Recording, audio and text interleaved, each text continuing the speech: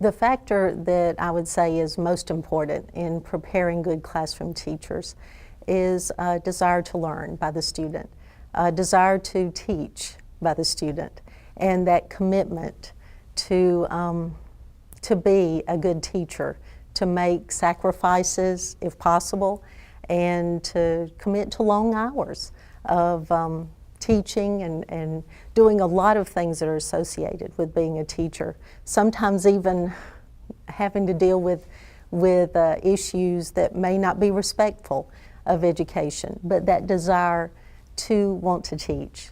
I heard one of our faculty say it's a passion that our candidates should have to teach. So I think that's an important factor for our candidates, to have that desire, that drive, that passion.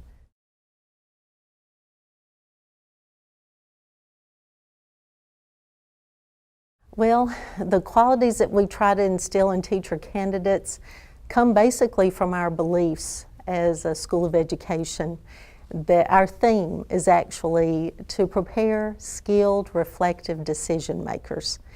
When I talk about skilled decision makers and reflective decision makers, I'll break that down just a little bit.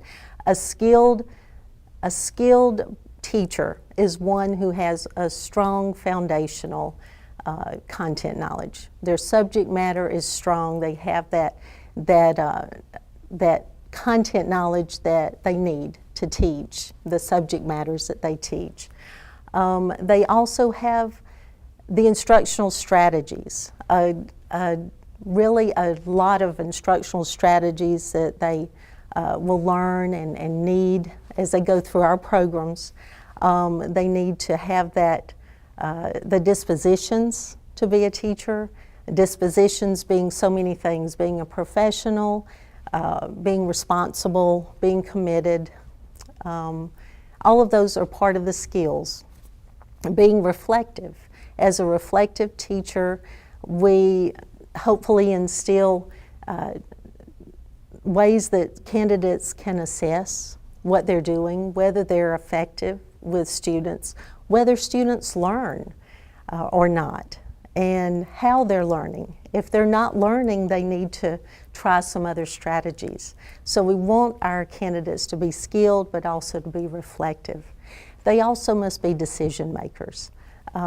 So many instances in education now require candidates and teachers to make decisions that are just spur of the moment, and decisions that can impact so many, maybe their families, their students, their peers, and they have to make good decisions. So I would say that our candidates, we hope that they're becoming skilled, reflective decision makers.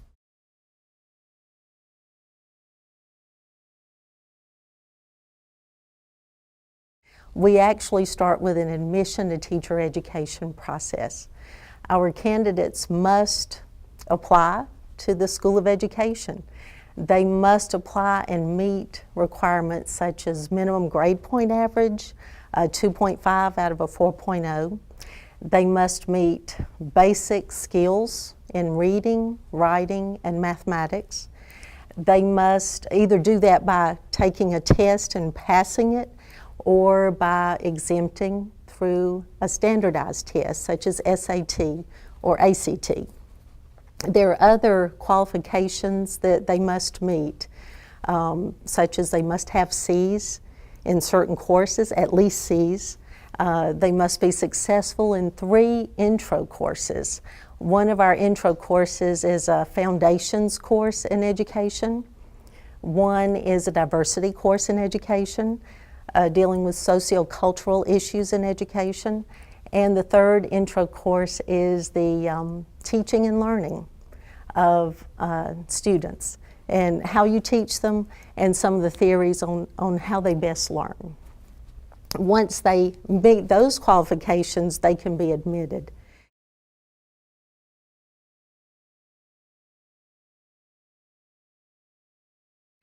Once they're admitted, they also, with admission, they must go through a dispositions evaluation. This is so important because we We actually evaluate how well our candidates are responsible, how well they communicate, how well they appear professionally, and how well they work with others. All of these things are so important to their dispositions. We measure that at admission. We let our candidates reflect on that at admission, and we carry that through the program. Not only do we do that, though, we actually have our candidates do a lot of field experience. A lot of people don't know that candidates have to go through 900 clock hours of field experiences. That's a whole year of school that they have to be in the field. And that's so important because they learn so many things out in the field that they hopefully apply from their college classes. They also have to apply to be admitted to student teach. And student teaching is, of course, a semester where they become a teacher at the feet of a mentor or master teacher. So they go through a lot of steps to prepare to be the best teachers.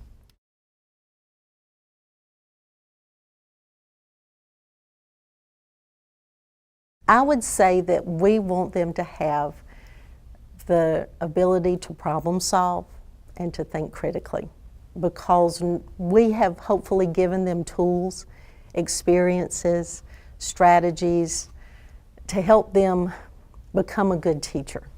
And when they get in the classroom, we don't know what kinds of experiences they will have, what kinds of students, what kinds of diverse students they will have, what kinds of learning styles their students will have. So hopefully they'll have the tools and the ability to think critically and prepare for any classroom or any situation in any classroom. So I think we've succeeded if our teachers come out of our programs with that set of tools.